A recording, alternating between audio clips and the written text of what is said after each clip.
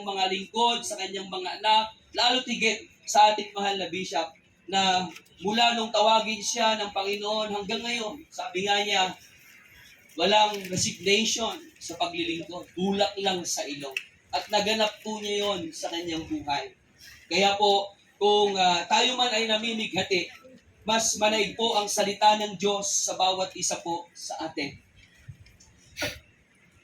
Ang Psalm chapter 23, the Lord is my shepherd. I shall not be in want. In verse 6, surely goodness and love shall follow me all the days of my life.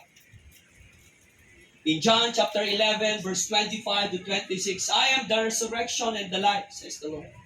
So ibig sabihin, makikita po natin at makakasama po natin ang ating mahal na bishop. Noong huli po na nag-necrological service po kami sa kanyang kapatid, nagtatawanan pa po kami dahil nga po yung lagi pong na i-share tuwing necrological na may kasabihan na ako ngayon, bukas, ikaw naman. So, naging katuwaan po namin yon, pero hindi po natin inaasahan na si Bishop na pala po yun.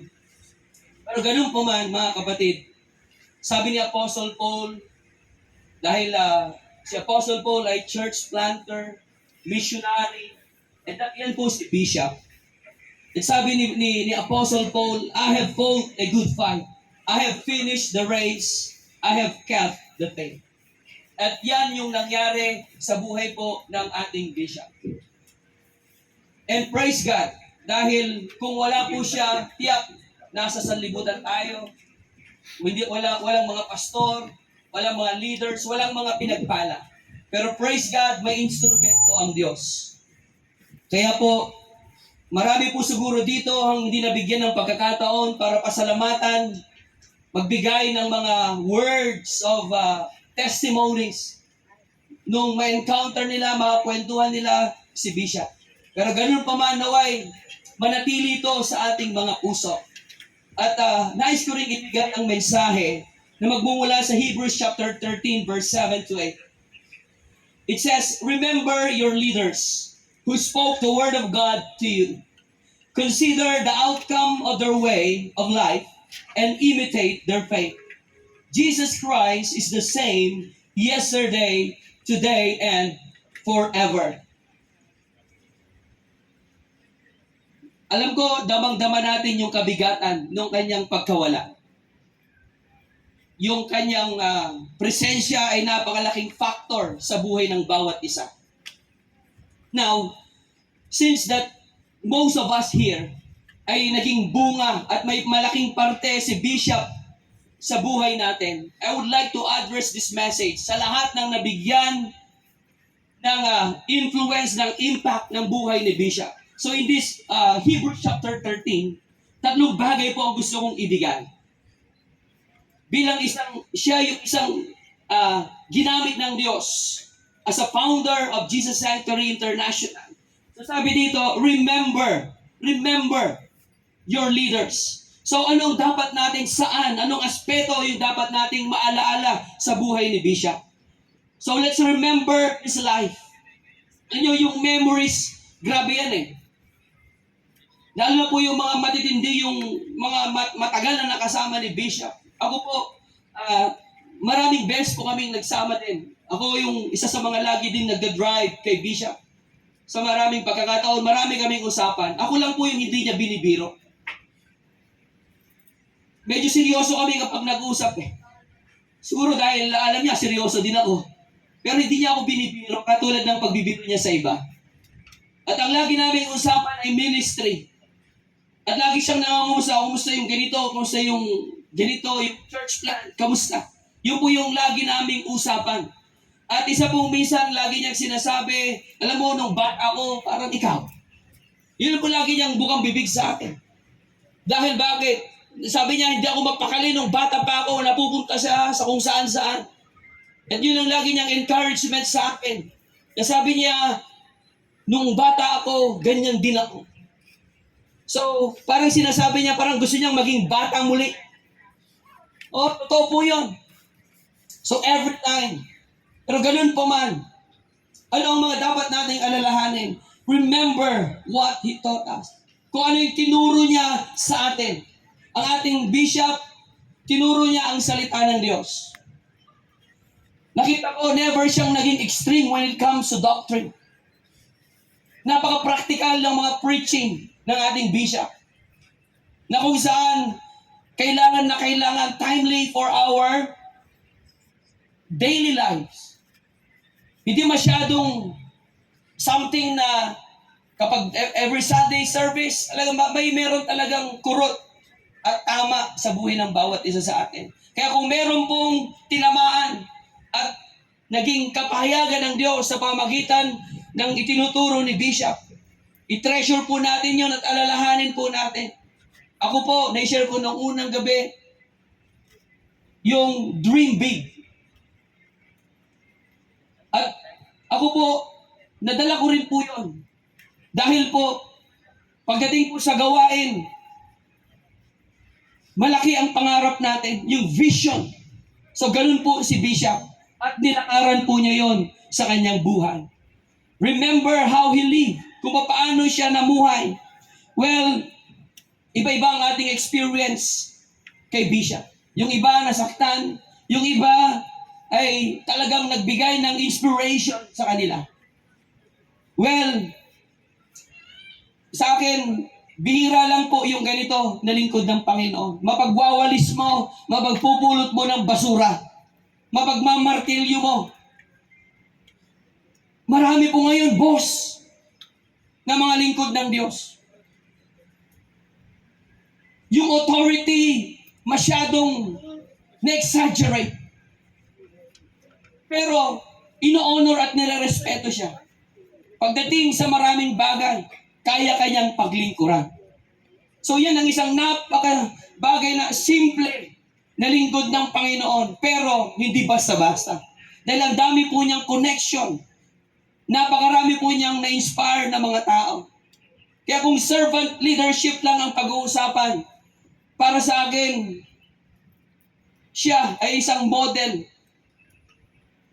ng tinuro ng Panginoon sa John chapter 13. Nahugasan mo.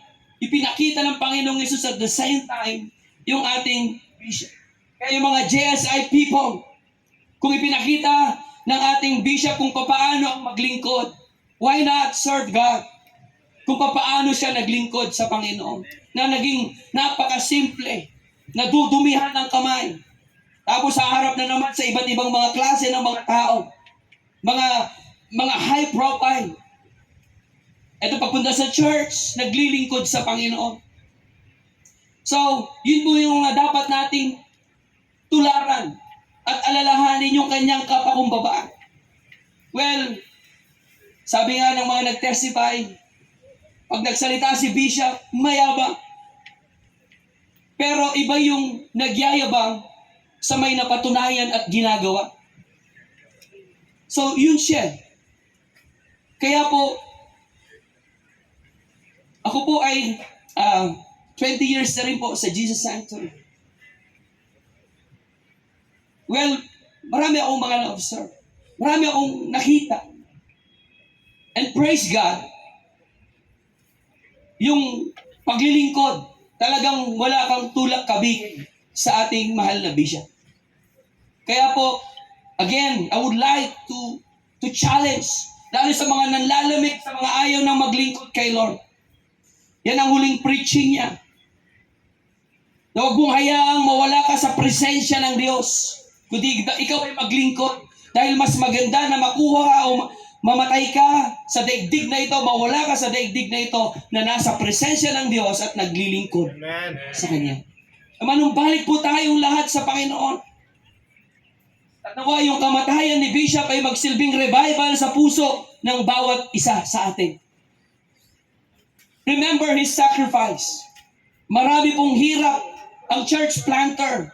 Ang magtayo po, ang magpasimula ng gawain, hindi po madali. Napakarami pong challenges sapagkat nandun din po yung nilalakaran natin. Grabe ang atake ng kaaway.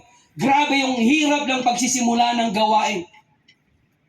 Kaya po, nawa po hindi mapawalang halaga o something na matapos dito yung sinimulan at legasiya ng ating man of God, ng ating lingkod.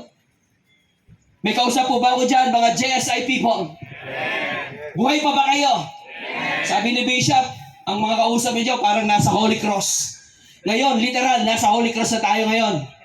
Pero ang nakakalungkot, siya yung nandun. Pero ganun pa man, wag natin kakalimutan kung paano siya nagsakripisyo. Si Bishop, wala pong masamang tinapay sa kanya. Yun po isang nakita ko. Ni may gawin ka dyan, ni mayroong kang sabihin dyan, meron kang sama ng loob dyan. Magpakita ka, welcome ka. Bibigyan ka ulit ng chance. Yun si Bishop. Kahit agrabyatuhin mo, yan po ang katotohanan. Kaya po, yun palang sacrifice na po yun. Kung paano siya mag-care sa mga tao. Kung paano niya yung mga, biruin mo, kumbaga malaki na, mataas na yung naabot mo. Pero wala siyang pinipiling tao. Kahit simple ka, ordinaryo ka, kahit wala kang pera, makakausap mo siya. Ganun po ang ating lingkod. Kaya po, alalahanin po natin kung paano siya nagsakripisyo at kung paano niya dinidesire yung church building. Matapos, at kung paano yung campsite, na magkaroon ng sariling campsite yung JSI family. Yung po yung, sabi niya nga, mapatapos siya lang yun, pwede na. Pero hindi po natin inaasahan. Pero naniniwala ako, may magpapatuloy. Amen. Amen. Merong mga i-raise up ang Panginoon na pwedeng hindi mapantayan yung ginawa ni Bishop. Pero may mga leaders dyan, may mga pastors dyan, na matindi rin ang gagawin sa kaharian ng Diyos. At ipagpapatuloy ang gawain ng Panginoon. Amen. Remember His love for the church. Alalahanin po natin yun. Mahal na mahal niya ang church. Maagang-maaga pa lang nandun na, nagpupukpuk na ng martilyo. Kaya nga pinadala na ni Ninang Amor ng baleta. Kasi pagkagising pa lang ng umaga, nandun na, nagpupukpuk. Andun na, nagmamartilyo. Andun na, sineserbo ng si Christian. Meron po bang ganong mga lingkod ng Panginoon? Well, iba-iba na ang kalagayan, estado ng mga servant of God. Pero siya yun eh. Kung paano siya maglingkod. So now, alalahanin po natin yung pagmamahal niya sa tupa. And then another thing, sa Hebrews, imitate. The word imitate. So ano ang dapat nating ma-imitate kay Bishop? His faith. Imitate His faith. Siya po ay man of faith. Man of declaration. Marami siyang declaration. And praise God. Sapagkat isa yan sa mga bagay na dapat taglayin po natin, magaya sa buhay natin bilang mga mananampalataya. Gusto natin makaranas ng matitinding bagay. Pananampalataya, napakahalaga. So, let's imitate his devotion to God. Si Brother Richard, yung kanyang pamangkin, niobserbahan pala si Bishop.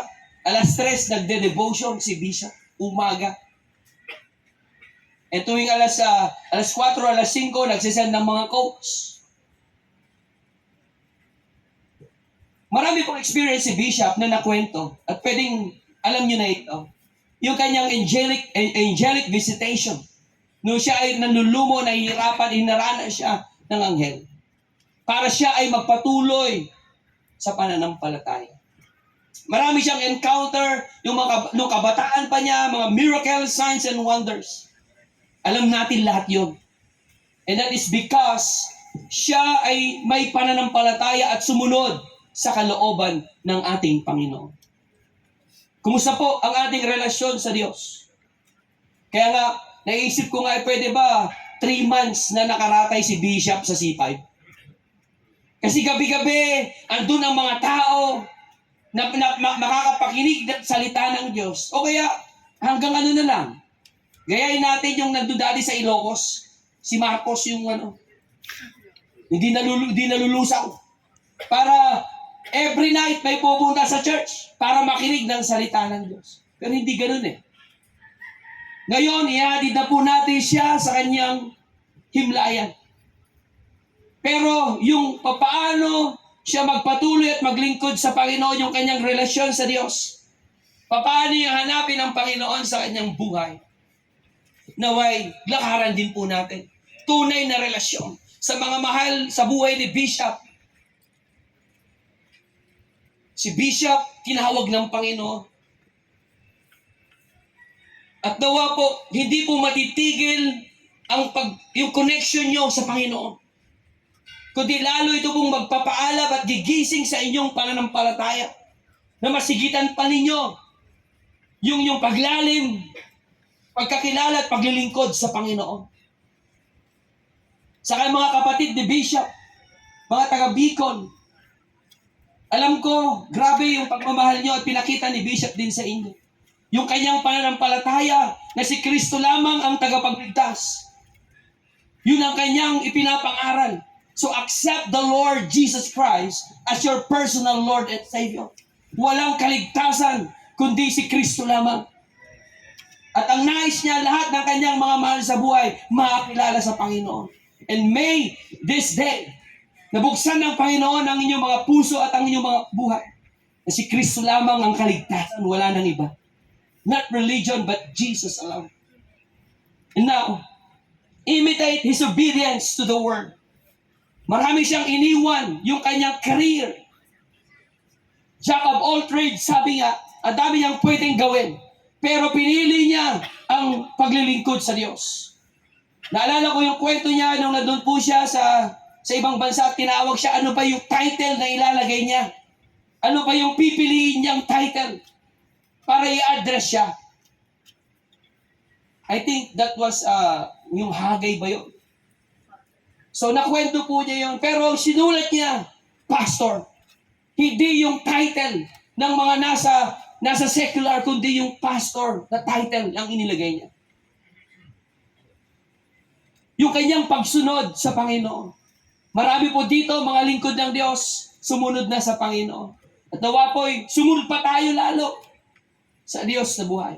Sa mga medyo hinahanap-hanap ni Bishop, praise God, nagpakita kayo ngayon.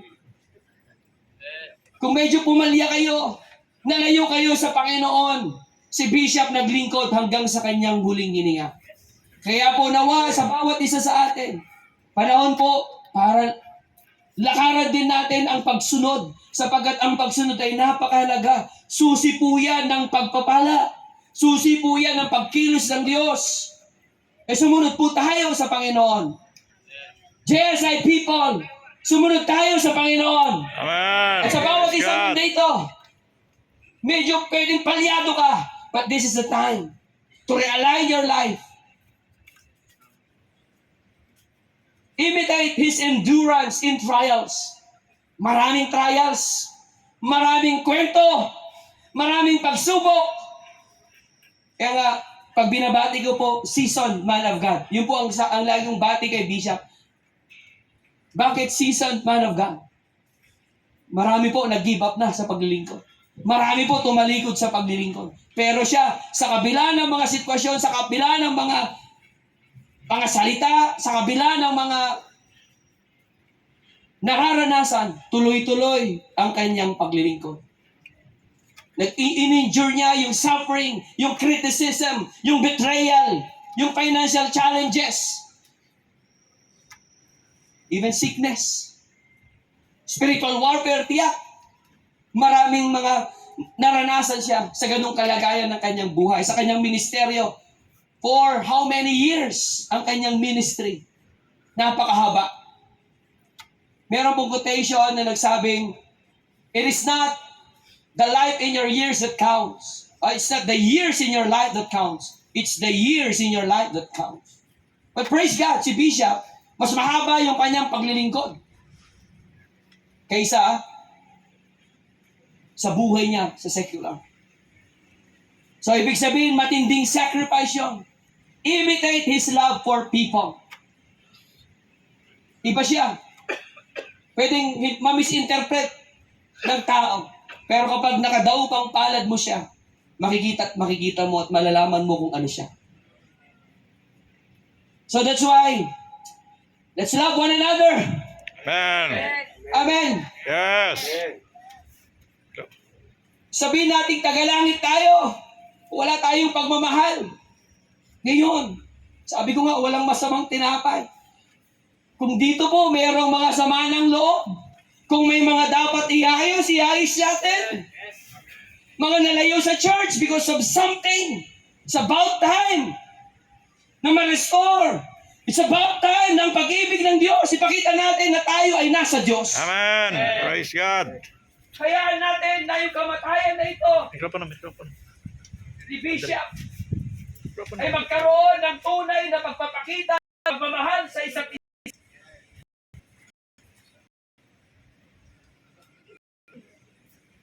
Meron pa po ba dito? May mga hate sa puso? Patawad po tayo at magmahalan po tayo. Mahirap, pero yan ang salita ng Diyos. Dapat tanggapin natin. At ganun din naman si Bishop, nagpatawad, nagmahal. So tayo mga naiwan, ano pa bang gagawin natin? Magpapagalingan pa ba tayo? Magpapalakihan pa ba tayo ng church? Magpapayabangan pa ba tayo na mas bless ang church namin?